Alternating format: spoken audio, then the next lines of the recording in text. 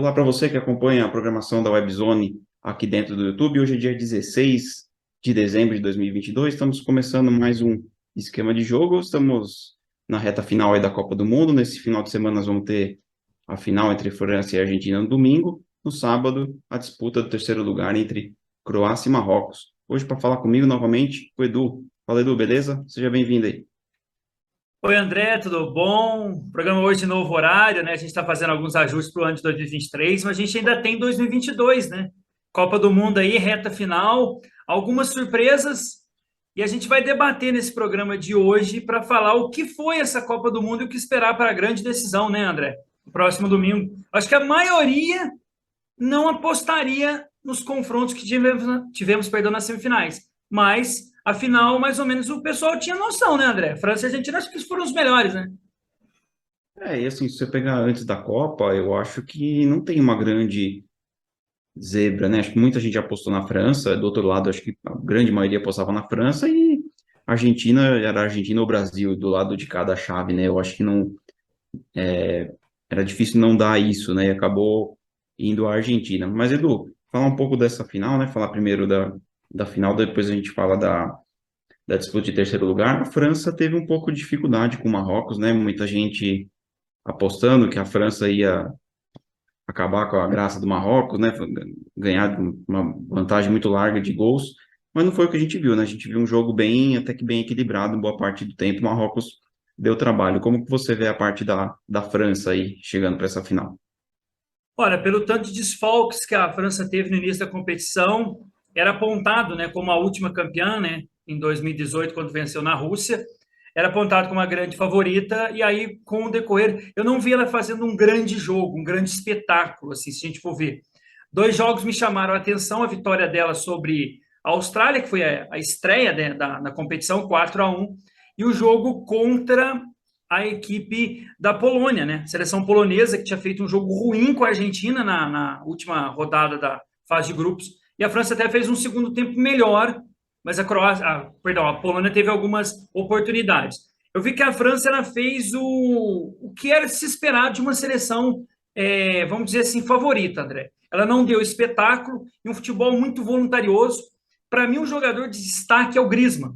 Algo que o Pogba fazia, ele fez durante essa Copa. Ele estava na defesa, no meio, no ataque, estava criando. Para mim, foi um jogador voluntarioso, que a gente chama aqui no Brasil, né? Aquele que carrega o piano. A França conseguiu essa façanha de chegar mais uma vez a uma final, algo que não acontecia desde o Brasil, né, com o Zagallo, né, que o Brasil ganha em 94, chega em 98, mas acaba perdendo. Mas a França chegou nessa final como um time voluntarioso pelo tanto de desfalques que teve. E o Griezmann, o pessoal até brinca que o problema do Griezmann era o Barcelona, né? Depois que ele saiu do Barcelona, virou outro jogador. Sim. E do outro lado, Edu, a Argentina, a gente já comentou em outros programas aqui que a Argentina esteve perto de ser eliminada, né? Assim, ela teve uma primeira fase bem, bem difícil, bem sofrida, mas foi ganhando corpo, né? Foi ganhando moral, o time foi se ajustando, o Scaloni foi conseguindo fazer alguns ajustes na equipe e eu vejo a Argentina chegando muito forte para essa final. A prova disso é que ela passou por cima da Croácia, né?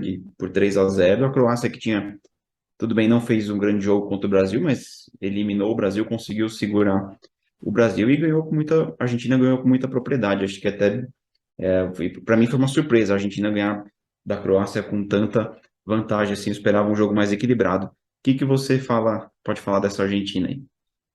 Olha, a Argentina me surpreendeu de forma positiva, André. Se a gente for analisar, a estreia ela perde para a Arábia Saudita, né?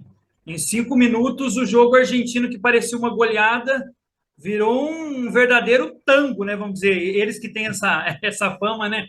Virou um tango bem argentino. E o que eu pude notar durante a Copa, a capacidade que o Scaloni teve de mudar a seleção, algo em que, não fazendo críticas, porque não é um programa sobre o Brasil, mas assim, que ele conseguiu mudar e fazer com que o time jogasse, me chamou a atenção. E algo Ele não teve interessante, medo né? de mexer, né? Exatamente.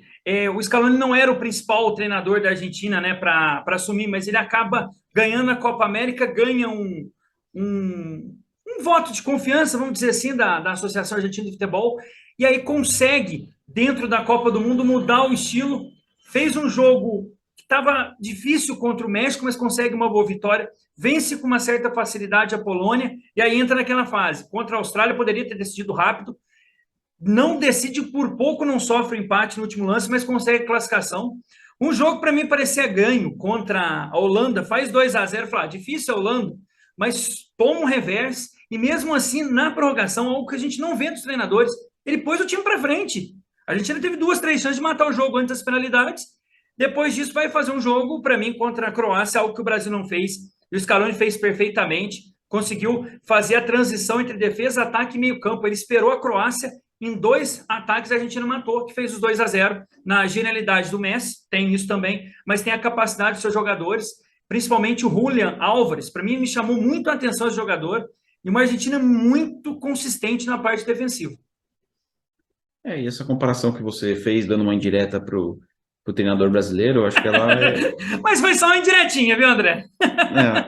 Mas eu concordo, porque enquanto o Tite insistiu em algumas coisas que não estavam dando certo, o Scaloni conseguiu corrigir algumas deficiências da sua equipe, inclusive nesse último jogo, né? O Acunha, o lateral esquerdo, que não vinha bem na Copa, ele substitui, ele entra com o Tagliafico na esquerda, né? Então, a Copa do Mundo é isso, você tem que fazer o ajuste de um jogo para o outro, né? Não tem muito como dar muito tempo, vamos insistir nesse time. Não, se você faz isso, você corre um sério risco de ser eliminado precocemente. E uma coisa interessante que você falou é que a Argentina, tanto nas oitavas quanto nas quartas, ela estava com o jogo ganho e passou sufoco no fim, eu acho que por desatenção mesmo, porque jogou com propriedade, né? Tanto contra a Austrália quanto contra a Holanda. Inclusive, contra a Holanda eu me surpreendi, porque depois que a Holanda empata daquele jeito, né, com aquele gol de falta no último lance, se esperava na prorrogação uma Holanda um pouco mais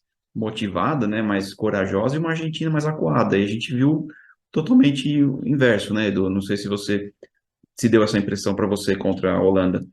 Na hora que eles empatam o jogo, eu pensei que a Argentina ia ter o baque, né? Porque você tinha tido a Foi o 2, último 3 lance, horas. né? 1 hora antes, 2 horas antes, a eliminação do Brasil, né? E o sul-americano ele sente mais do que o europeu. Tanto que você vê que o estilo do pensamento, da hora do sentimento do jogo do europeu é diferente do sul-americano. O sul-americano é mais aflorado. Eu também pensei, a Argentina está com uma cara que vai entregar o jogo, mas não, conseguiu, abaixou a adrenalina, tudo, conseguiu levar para a prorrogação e nos pênaltis venceu a Holanda. E, para mim, quando ela venceu a Holanda, ela se credenciou.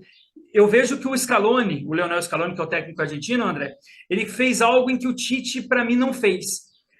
Quando a Croácia estava com a bola, ele não se apavorou. O Brasil se apavorou muito fácil no jogo, mesmo durante o tempo normal. Era para o Brasil já ter ganhado no tempo normal. Não é a seleção brasileira para a gente fazer comparação. Acho que o Scaloni ele conseguiu ver esses pontos da Croácia. Eu vou povoar o meio campo. Se o Brasil consegue povoar o meio campo contra a Croácia, ele não perde o jogo. Algo que o Scaloni fez e tentou no contra-ataque. E só uma informação, André, já está definida a arbitragem para o jogo de domingo. Ela é polonesa, o trio, né? Foi definido na última quinta-feira. Então vamos ter o árbitro polonês Szymon Marsikiak, que será o responsável para a partida entre Argentina e França. Muitos pensavam que ia ser o Wilton, né?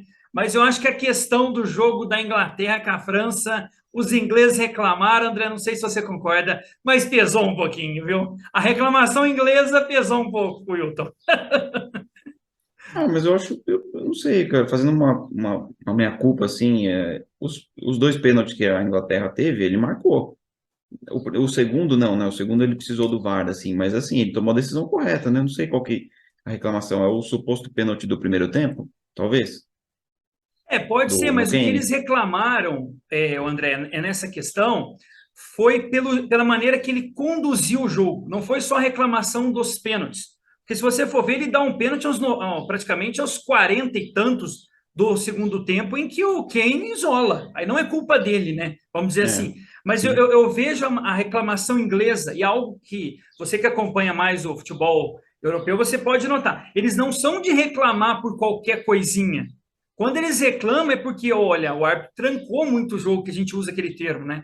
E os ingleses reclamaram muito, principalmente o Maguire. Falou, olha, o árbitro brasileiro não deixou a gente jogar. Então, assim, eu acho que a reclamação Entendi. deles não foi a questão do pênalti, porque Porque o pênalti em si foi marcado, foi lá, tudo certinho. O primeiro ele converteu, o segundo ele acabou errando.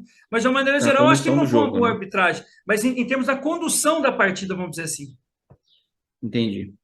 Talvez nisso eles tenham certa razão. E acho que também não ia ficar legal um árbitro sul-americano, né, apitar a final envolvendo a Argentina, né? Talvez isso gerasse algum tipo de transtorno, de comentários, enfim. Edu, a gente está chegando ao fim do programa, só falar rapidamente da disputa de terceiro lugar, né? Vamos ter a Croácia, que você já falou um pouco aí, que perdeu da Argentina, e o Marrocos, né, que perdeu da França, e independente do que acontecer, acho que o Marrocos é a grande surpresa e uma das coisas positivas que aconteceu nessa Copa do Mundo. O que que você pode analisar dessa disputa de terceiro lugar?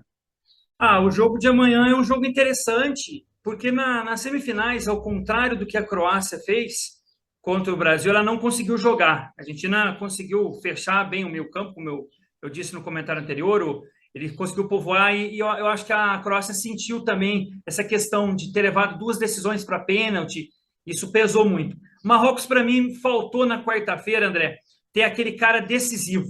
Porque a França ela faz o primeiro gol, o Marrocos dá uma baixada na guarda, mas logo volta para o jogo. Teve duas, três oportunidades ali de matar, principalmente com o Ziyech, né? Bom jogador, que era desconhecido pela grande mídia, né? E assim, eu vejo que o Marrocos poderia ter pelo menos, se tivesse um jogador acima da média da seleção deles, ter conseguido pelo menos levar a prorrogação, porque a França não fez uma boa partida. E eu vejo que o Marrocos pode surpreender. E se a primeira já está entre as quatro, pode ser a primeira a conquistar o terceiro lugar, que seria glorioso para essa seleção marroquina. E outro ponto, caso a Croácia conquiste o terceiro lugar, será o segundo. O maior vencedor é a Alemanha. É isso. Ficamos aí com a análise do Edu. Estamos chegando ao fim do Mas você nosso. pode discordar, viu, André? Se você achar que não, o Não, Edu tá maluco.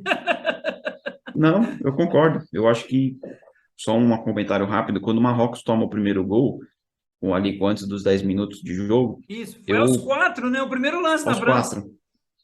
Porque assim, Marrocos até aquele momento ele só tinha tomado um gol na Copa contra o Canadá e ele já estava na frente naquele jogo. Então ele nunca, nenhum jogo da Copa ele saiu perdendo. Então eu achei que por conta disso eles fossem desestabilizar. E não, eles conseguiram se manter no jogo, como você falou, e trouxeram um certo desconforto para a França. Mas é isso aí, a gente está chegando ao fim desse programa dessa semana. Na semana que vem a gente volta para falar mais aí sobre a Copa do Mundo, sobre a equipe campeã, né, seja a França ou a Argentina, e para falar um pouco mais aí do Brasil e outras questões. Beleza? Edu, obrigado mais uma vez pela participação. André, eu que agradeço. Tenham todos uma excelente sexta-feira. Nos vemos no próximo programa. Até mais. Até mais, pessoal. Obrigado.